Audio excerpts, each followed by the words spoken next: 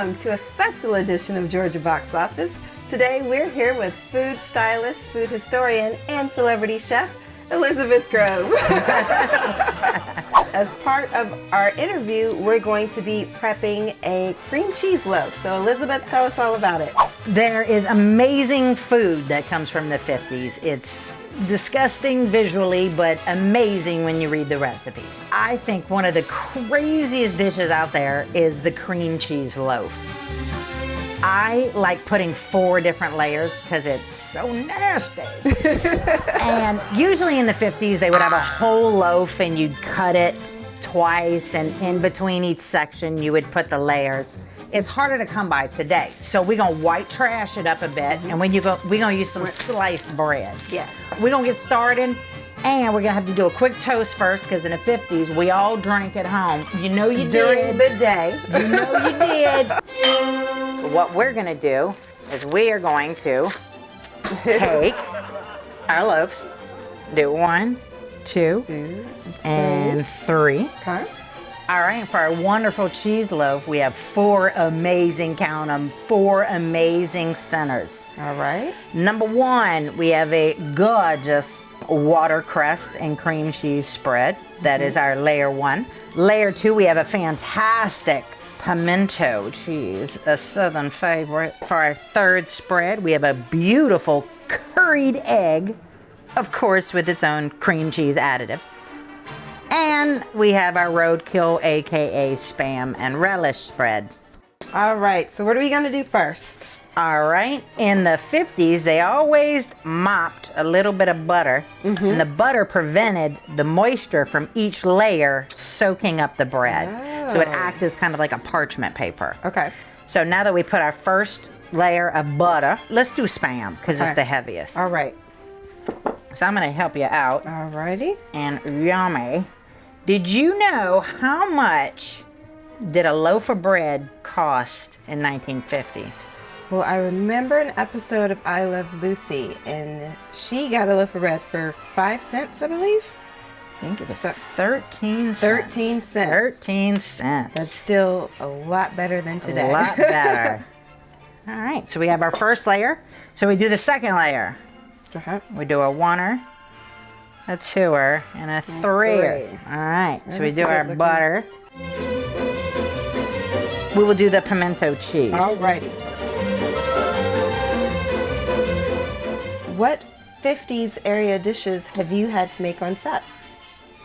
I'm actually working on a 1950s film now. High-end, club. You know, when you talk about period, there's always questions that you have to ask right off the bat. Yeah.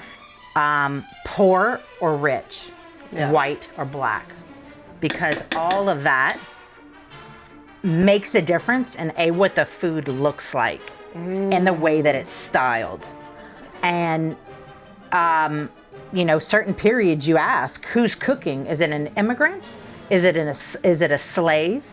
Because they would have done it their way. Yeah. So we have the Spam, we have the pimento cheese, and now we're gonna do, let's do some egg. We're gonna do the egg. Okay. We're almost done. You know, if we were on a show right now, we might be on the 4th network that ended. CBS, ABC, NBC, and then there was Dumont. So we could have been on the Dumont channel. Okay, we got one more. So we do delightfully hideous. Let's. we have uno más. All right, and we got yummy, yummy, yum, yum. All right, so this is it. We top it off. 1, 2, and 3. There. All right, and now comes for the best part. Yes. Covering it. Yes. So, all right, so what are we going to cover this with? Now, what they did was you just take cream cheese, sour cream, and a little heavy cream, and you whip it together to where it's really soft. Okay. And I added a little green food coloring because I just wanted to step up the nasty. Why not, right? Yep. I had to step up the nasty. Already looking so good. Let's make it look even more appetizing. Let's get to whipping. You mentioned that you are working on a 50s period piece right now, and it's in a club. So what sort of things will you be preparing? A lot of old fashions, I take it? Prop department does the drinks. Okay. Food styling. Oh, really? We do food. We Okay. don't necessarily do the drinks. Okay. Gotcha. One little simple garnish you can do that I like to do is you get radishes and you cut them on either side, you soak them in water, and they turn in like to little flowers. Oh, cute. So they did it in the 50s. It was a huge thing. So the longer you let them soak in water, the more they bloom. So so I just take these out, then I just stick them a little oneer, a little twoer, and do a little one and a two. And then what I love to do is you're recreating a flower. So I like to take carrot, 1, 2, and a 3. And I'll take parsley leaf. And then we do a oneer. Oh, okay. And then as a little leaf. Yeah, this is a housewife favorite. I guarantee any woman that's 60 years old is saying, I did that, I did it. Ethel, get over here. Alrighty. All right, so this is your cream cheese loaf. All right. We've got our dish finished, our loaf finished. What do we do next? All right, so you're gonna take the loaf. You need it to harden. So put it in the refrigerator immediately, probably 20 minutes maybe, until you'll touch it and it'll be hard like cream cheese. So we'll go ahead and we'll take this and we'll put it in the fridge and we'll wait for it to get hard. So when we slice it, it'll be freaking easy. All righty.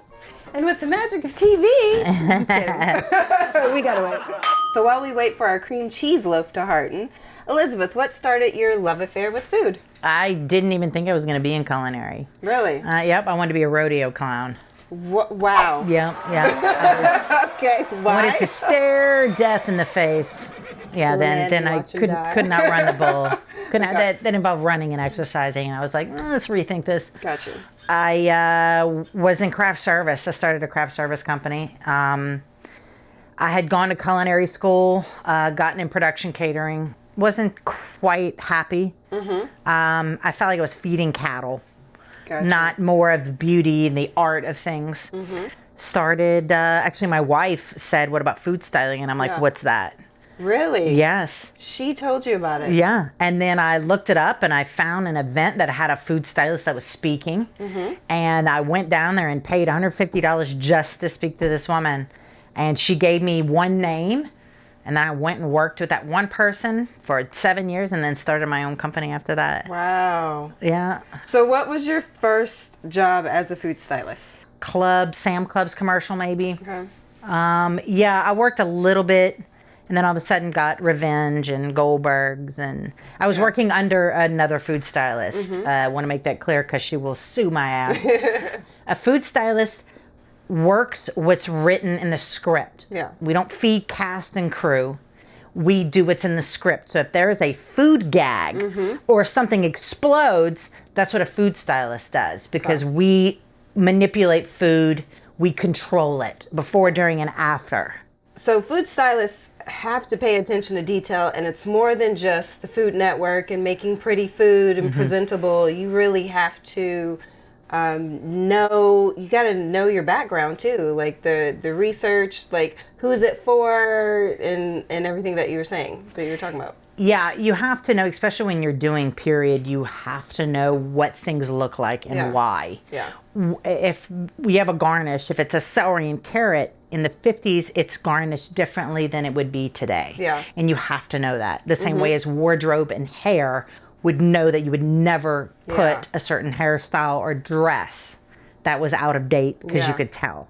So how did you get into be a food historian as well as a food stylist? Just through the nature of your job, or? I had started doing some TV shows, movies, and all of a sudden started working on 1950s. Okay. And then my stylist at the time was like, she had books and was like, go look at these books. You need to look and see colors, presentation. You have to form it off that. And I started reading, and I was just enamored by not only the photos, but I started reading what was going on. And then when you start reading, then you start realizing what was happening.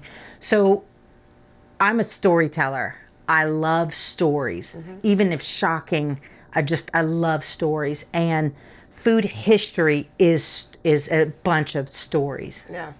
Do you have a favorite time period that you like working with?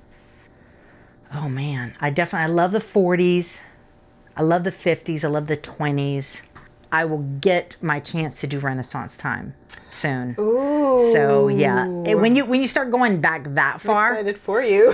when you start going back that far, everything is handmade. Yeah. I mean, we even look to find like a brick oven.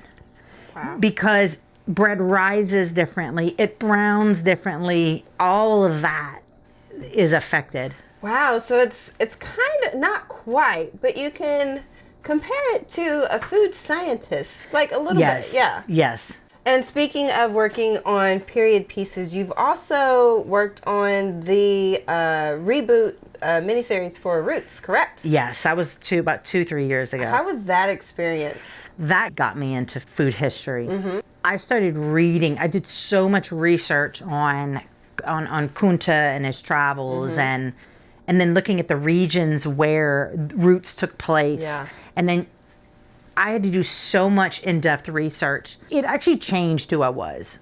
Wow. It helped me realize what is important, what you need to fight for, and what you need to acknowledge as in respect. I know, like a lot of white people, we always were so scared about saying that things happen because we feel like it's that we owe. Yeah. And you have to understand that acknowledging that something has happened is so much. Yeah. And acknowledging and understanding the at which capacity this happened at. It helped open my eyes whenever I have to do research for something. Reading the stories. Yeah. I never thought history applied to me until I started looking into food. And food applies so closely To everything. to everyone Literally today. everybody eats. Today, we are still so close. Everyone, doesn't matter religion, doesn't matter race, it doesn't matter. We're so close still through food. What were some of the differences in preparing food, like in modern times nowadays, or in the 50s, because we're cosplaying today, or as compared to back in the 1700s when you were making that, the time period that you were working for on Roots? Well, first of all, you have to look at oil, butter, margarine, lard. Back then, they used lard. Yeah. That's and it came from pigs, so it was pig lard. When you make, for instance, biscuits, biscuits brown and rise differently with either butter, oil, margarine, or lard. Yeah. And then you have to look at the period. Was there baking soda? Was there baking flour? Those are your rising agents. Yeah. We are in the state of Georgia. What Georgia productions have you worked on that you can talk about? Middle school, Instant Family, Jungle Cruise. Just did First Man. I just did Tag. I did Game Night. For Tag and Game Night, I was so pregnant that hair and makeup had bets whether I was going to give birth on set. So people have a lot of food restrictions nowadays. How Absolutely. are you dealing with that working in food? I am one of those people. Okay. I am from Louisiana, southern Louisiana, and I'm allergic to shellfish and gluten. Yeah. Oh, shellfish. My biggest thing that I have to work with is when they're saying, okay, we have turkey dinner, or they're eating chicken, or they're eating ribs, and so-and-so is vegan. So I have to create a vegan rib. Yeah. And you're like, okay, whatever. And I'm like, no, when you hold a rib is like a bone. Yeah. When you're vegan, you don't have a bone, so you have to create something to hold. And that's a lot of the problem solving is, working with vegans, and he's eating eggs in the morning. Yeah. Wow. And they go, Elizabeth, you need to do eggs, but he's eating over easy, which you see the whole egg, not just a scramble. So it's how do you, and that's why we're food problem solvers. You know, when you think about it, when you go to a restaurant, don't go sit at your table. Go walk around the restaurant. Look at people's plates. Because not everybody sat down at the same time. Nobody started eating at the same time. So you have a third eaten, you have half eaten, and you have finished eating plates. My job is sometimes to create those plates. So I'll go around and look at everybody's plate to see what a natural half-eaten plate looks like. Yeah. And that's yeah. So people watching in restaurants. Yeah. My wife is so, she's so aggravated sometimes, but that's my job. It's your job. So do you ever take pictures while you're at the restaurant researching people's plates? I do. I won't put their face in it, you know, but. Ever get any weird stares? Yeah, they look at me, ask me what I'm doing, and I say it's research. Yeah. It's research. But, do they believe you? Yeah, I'm a white lady. People would trust me. Okay, yeah. Are there any times in production where you were under the gun to produce something really quickly? I was called in as a third to come in and dress a kitchen, 1950s, dress a kitchen, do 40 plates. I roll up, I'm always early, so I roll up probably 20 minutes early. They're scattering, all of a sudden somebody yells my name, you need to come over here. I just started working with the stylist. She's coming in from, at the time, Hermosa Beach in California, which is probably like 2 hours away. And they had changed everything. They were not shooting in 4 hours. They're shooting right now. Right now. I didn't even have time to put my book sack down. With my book sack on, I said, throw me as many plates. And I just made as much 1950s style off of any raw food they could hand me to be in a background shot. And to have two people take 2 plates and roll off to do this whole, and it was 25 minutes they had to do it. I did it, book sack still on. I go outside with coffee. My boss shows up with probably $7,000 worth of produce and food to dress the entire kitchen. And I'm like, it's done. Like, they've already shot it. Oh, wow. We've had where they've changed scenes completely. I've been called in that one of the stylists was a drug addict and decided to go screw off and disappeared. Wow. And they couldn't find him. And they call me and they're like, oh my God, Liz, you have to come. You've got to come. You've got to do, they're doing a scene. And it was for at the time, the biggest show on television. The biggest show on television. And I went in and literally redid all of this thing with probably 3 minutes, and the prop master with a knife waiting to kill me because my boss wasn't there to kill her first. Wow. And you have to make it happen. You have to make it. As a food stylist, I say, you know, chefs say, my menu, I put it out, I don't do any changes. I don't change anything. You get it what it is. A food stylist, my job is to change everything. My job is to bend and be flexible for everything. So if someone wants to get into food styling, what's your advice for them? You can go to culinary school and spend a ton of money. You can try to figure out what you want. Like if you want to specialize in something. Yeah. Like I went to culinary school, but I will literally, I'll go to a 2-week course in Chicago on making specialized cakes. Even though I went to culinary school, it doesn't teach you how to be a master at anything. You hone yourself there. So it's your job to learn the craft and then go home and explore on your own and do more homework.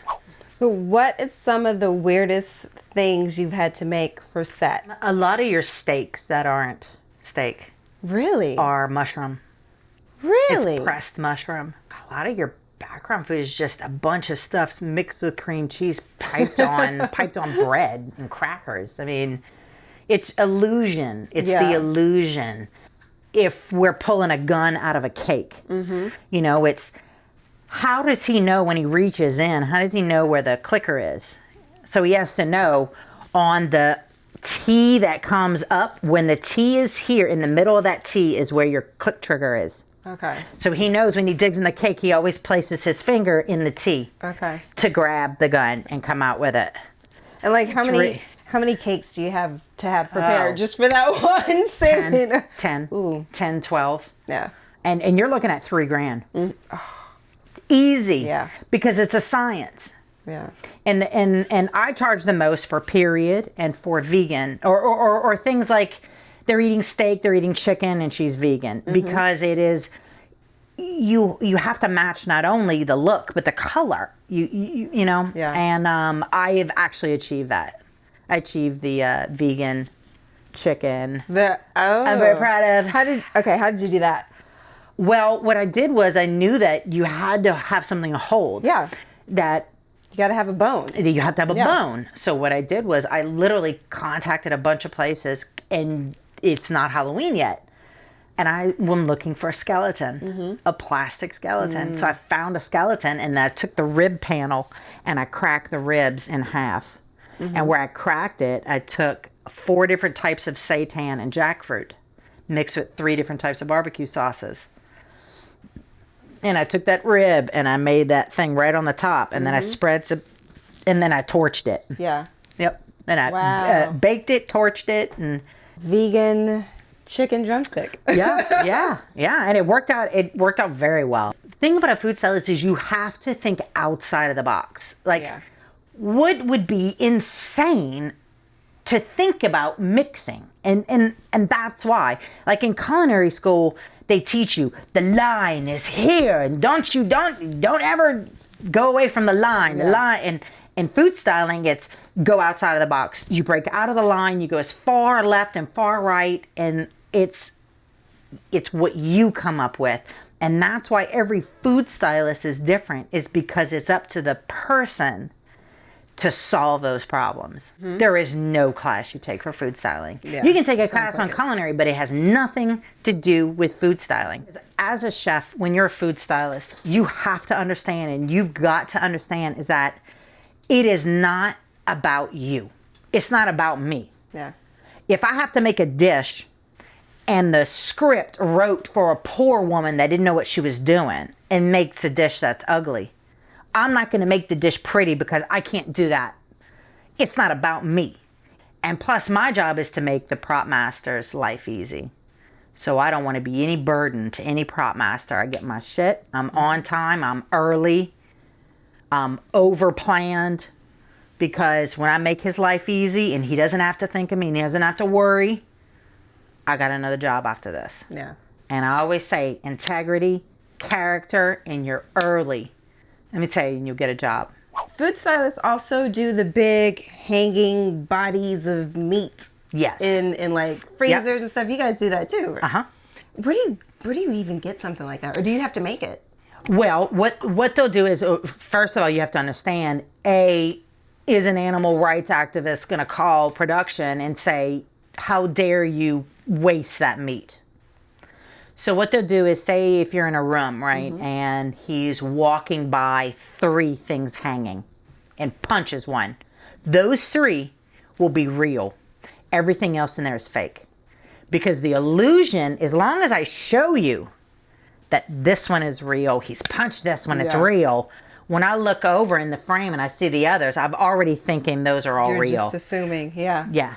You can go to a butcher, but you're talking about a lot of money. I mean, you're talking $400, $500. I mean, you're looking at $400 for a small pig, a 45 pounder. I mean, you imagine a 200 pounder. I mean, you're looking at $800-900, even to hang. We have to make things that aren't cooked all the way because it has to hold. If it has to sit out under a light, it's never going to do it. Yeah. So I have to make it to where it structurally holds. And whatever he eats, I add to the plate. So if I make a plate and he can't touch it, I say, what do you want to eat on this plate? And he picks what he does. And every time I reset with an actual edible. So when he eats it and he's talking about cut, I go ahead, take the plate, put another one, and put another. Or like a whole new plate, or do you just sometimes? And you said actors sometimes eat from the back of the plate so that the front of the plate looks the same, right? No. If you have a plate of food and you have the front of the food looks a certain way, if the actor hits the front and drags, when they go cut, reset, he's already touched the front, so you'll see the change in the front. That's why every actor eats from the back of the plate in like this cove. So, what do you say we check on our cream cheese loaf? Absolutely. Yeah. And we're back. All right, so this is our cream cheese loaf. So we got cream cheese, we got sour cream, a little heavy cream on the outside with a little green food coloring. You want to see what's in the inside? Yes, let's cut this baby open. All right. Come on, baby. Right. It's like Easter.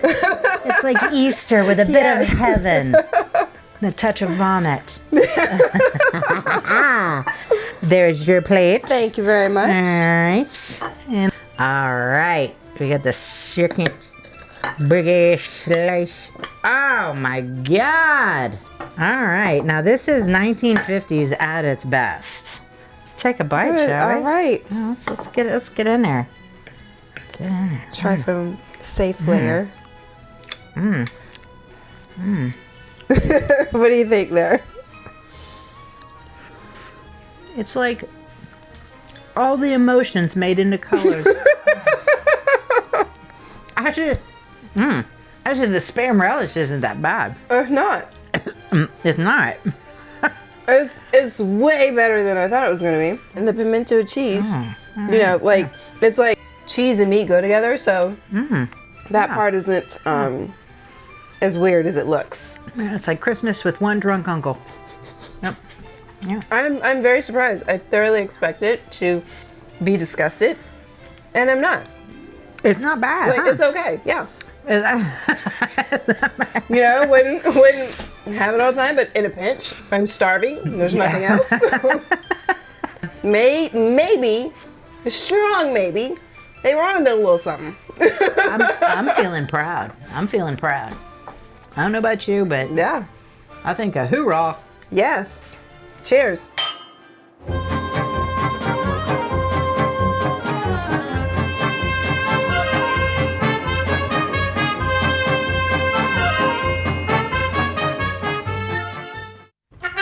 If you like this video, be sure to subscribe to our channel.